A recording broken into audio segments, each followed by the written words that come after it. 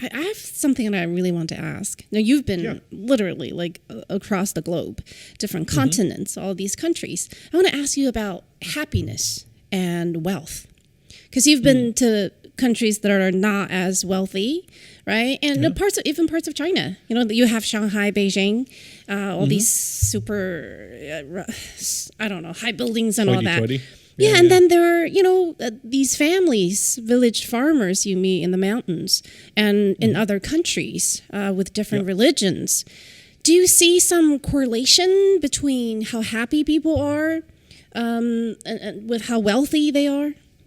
I mean, like, America is the wealthiest nation on the planet now. And a lot of them are the most depressed people, you know what I mean? And they're fighting, and they're worried about minimum wage, and there's this rat race, and there's this like the keeping up with the Joneses, you know that saying, keeping up with the Joneses, you know, there's a real trying to have as much as the next guy.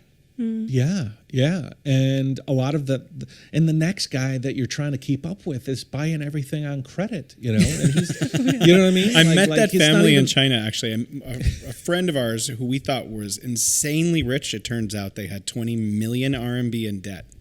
That's not a surprise. Yep. Nope. A lot of people, they make money because they got a lot of loans and start things going. But anyhow, so I'm sorry. Back to her question. Yeah, wealth and happiness. Then, and then I'm off into middle of Vietnam and Cambodia, and I'm meeting farming families and small ramshackle houses with people that you would think, if I lived that life, I would be the most miserable person around, you know.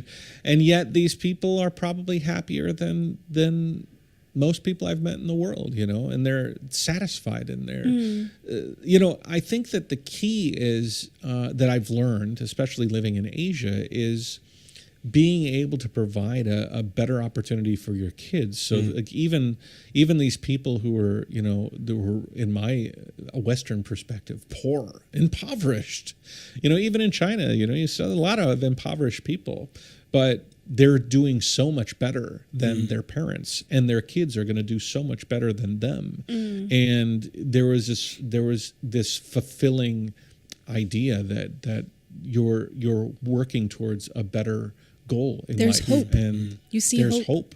If you have hope, happiness is closely following, you know.